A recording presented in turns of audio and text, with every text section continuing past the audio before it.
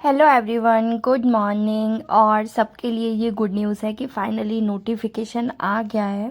तो जिन भी लोगों को ऐसा लगता था कि वैकेंसी नहीं आ रही, इस साल भी नहीं आएगी, तो आप एक भी दिन वेस्ट मत करना। अब बहुत ज़रूरी है कि जो इतने टाइम से मेहनत कर रहे थे और ये पता भी नहीं था कि एग्ज़ाम कब होगा, वो सब अब काम आएगी। अब आप जब पढ़ोगे ना तो आपको ये फील होगा कि जिन्होंने पहले पढ़ लिया उनको थोड़ा अच्छा फील होगा कि चलो कुछ कुछ चीज़ें तो है जो मुझे बहुत अच्छे से याद है, उनको रिवाइज़ करना है और टेस्ट देना है।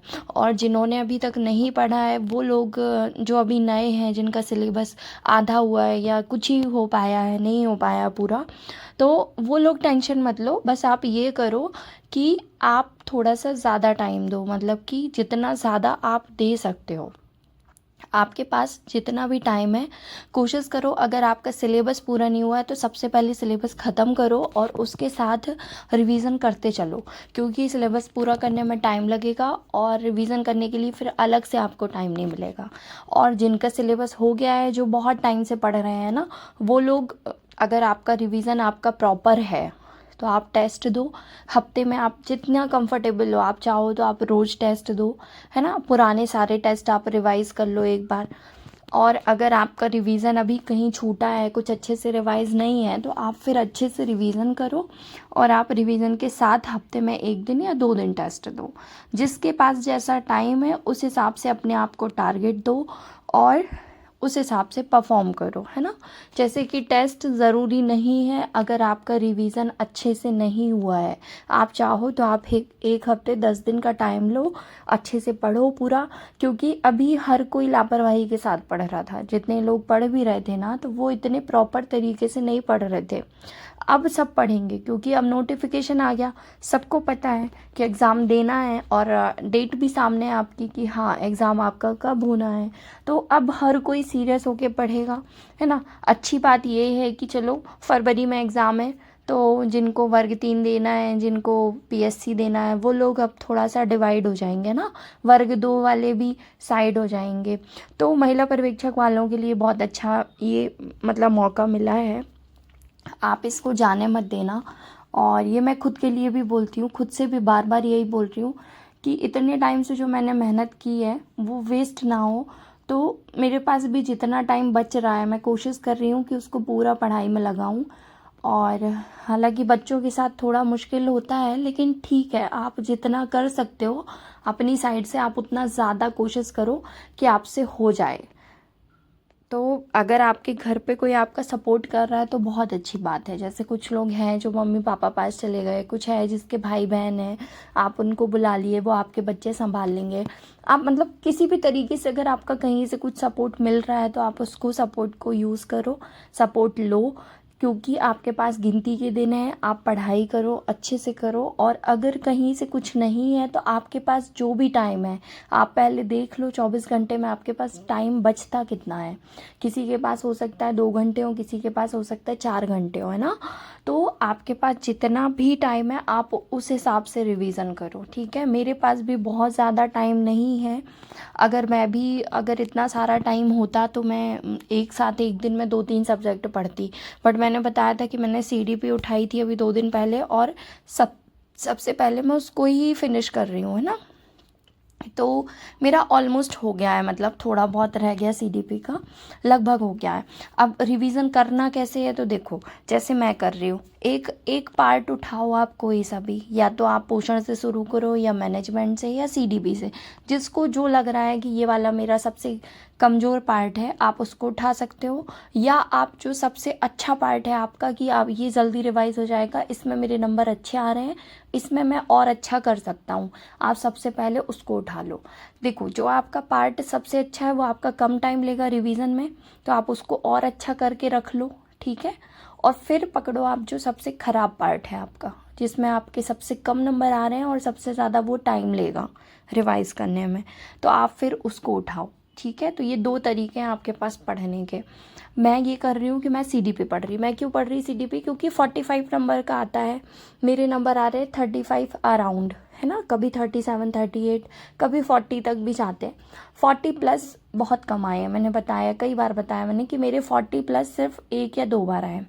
वो तब आए हैं जब PYQ रिपीट होते हैं, क्वेश्चंस आते हैं, तो वो सब पढ़ा हुआ है ना। क्योंकि ऐसे जनरली जो अपन संडे को टेस्ट देते हैं उसके लिए अपन हर एक टॉपिक, हर एक चैप्टर रिवाइज नहीं करते ना। अपन को जो जो भूलता है अपन ऊपर ऊपर से रिवाइज करते हैं।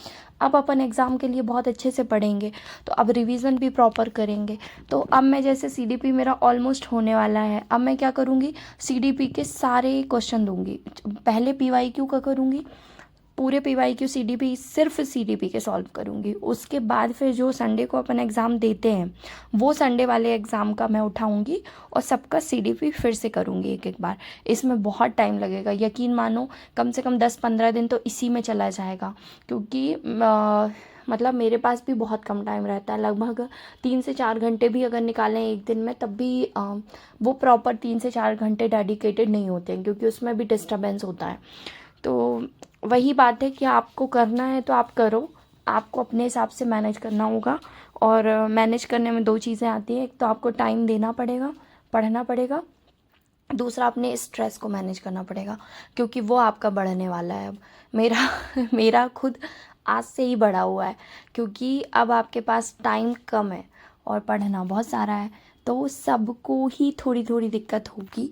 तो इन चीज़ों को बैलेंस करना और कोशिश करना कि चाहे कुछ भी हो आपकी पढ़ाई बंद ना हो इस बीच में। देखो कल मुझे थोड़ा सा फीवर था, मैंने रात में दवाई ली, आज मैं ठीक हूँ, क्योंकि पढ़ाई नहीं रोक सकते, है ना। कल मैं बैठी भी थी तो मैं पढ़ नहीं पा रही थी, तो पहले मैंने सोचा दवाई नहीं खाऊं, पर मैंने तुरंत दवाई खाई। तो कोई भी तरीका अपनाओ, खुद को ध्यान रखो, खुद को ठीक रखो। अगर ज़रा से भी लग रहा है कि आप बीमार हो रहे हो या कुछ तकलीफ़ है तो लेट मत करना, जल्दी से जल्दी ट्रीटमेंट लेना, ठीक होना। और आप अपने बच्चे के साथ भी यही करो, है ना। ठंड वापस बढ़ गई है तो बच्चे भी बीमार पड़ रहे हैं, तो अपना ध्यान रखो, बच्चे का ध्यान रखो, पढ़ाई तभी हो पाएगी। और उसके बाद जितना टाइम बचता है आपका, मतलब घर के काम करने के बाद जो टाइम बचता है आपका, वो कोशिश करो कि फालतू ना जाए, है ना। जैसे कि आपका रील्स देखना, ये करना, इन सब चीज़ों में प्लीज़ अब टाइम वेस्ट मत करना। मतलब आप अनइंस्टॉल कर दो सारी ऐप, आपको सिर्फ यूट्यूब पे मिल जाएगा आपको पढ़ाई का डेटा, उसके अलावा सारी चीज़ों को अनसब्सक्राइब कर दो। फिर से कर लेना वापस जब एग्ज़ाम निकल जाएगा, लेकिन अभी बहुत ज़रूरी है आपका पढ़ना। और ट्रस्ट मी, आपने कोई चीज़ 10 बार पढ़ भी ली है ना तो आप उसको भूल जाते हो। तो रिवीजन बहुत ज़रूरी है, बहुत ज़्यादा ज़रूरी है। मैं खुद अभी बैठी हूँ जब CDP पढ़ने के लिए, तो बहुत सारी चीज़ें ऐसी थीं जिनको मैंने नहीं पढ़ा था। PYQ देखते हैं अपन, एनालिसिस करते हैं, बहुत सारी चीज़ें ऐसी हैं जिनको नहीं पढ़ाया, कोचिंग वालों ने भी नहीं पढ़ाया। आपको यहाँ वहाँ से सर्च करके पढ़ना है। मैंने भी कुछ चीज़ें छोड़ रखी थी कि यार ये इंपॉर्टेंट नहीं है, ये इतना ज़्यादा नहीं है, यहाँ से क्वेश्चन आते नहीं है। अब मैं वापस उसको एनालाइज भी कर रही हूँ, रिवाइज भी कर रही हूँ, दोनों चीज़ें कर रही हूँ। मुझे अगर लग रहा है कि हाँ ये टॉपिक शायद पढ़ने की ज़रूरत है, तो उसको आप सर्च करो, वापस ढूंढो, कहीं भी जहाँ से मिले वहाँ से पढ़ो, ठीक है। और कहीं से भी देखो, किसी के ऊपर भी आप भरोसा कर लो, कहीं से भी आपको 100% नहीं मिलेगा। आपको अपने हाथ पैर चलाने पड़ेंगे, यहाँ वहाँ एफर्ट लगाना पड़ेगा, तब जाके आपको चीज़ें पूरी कंप्लीट होंगी आपके एग्ज़ाम के लिए। और जैसे आपको याद हो रहा है आप वैसे पढ़ो। आपको आंख बंद करके रिवाइज करने में मज़ा आता है, आप बिल्कुल आंख बंद करके कान में हेडफोन लगाओ, रिवाइज करो। आपको चिल्ला चिल्ला के पढ़ना है, आप बिल्कुल तेज़ आवाज़ में पढ़ो। आप जैसे पढ़ सकते हो वैसे पढ़ो, ठीक है, लेकिन पढ़ो। और जिसको भी वाकई सीरियसली एग्ज़ाम निकालना है तो अब एक भी दिन ख़राब मत करना, ठीक है। अपना ध्यान रखो, अपने बच्चों का ध्यान रखो, जो बार बार मैं बोलती हूँ, और बस पढ़ाई करो, क्योंकि अब बहुत कम टाइम बचा है यार, बहुत कम टाइम है अपने पास।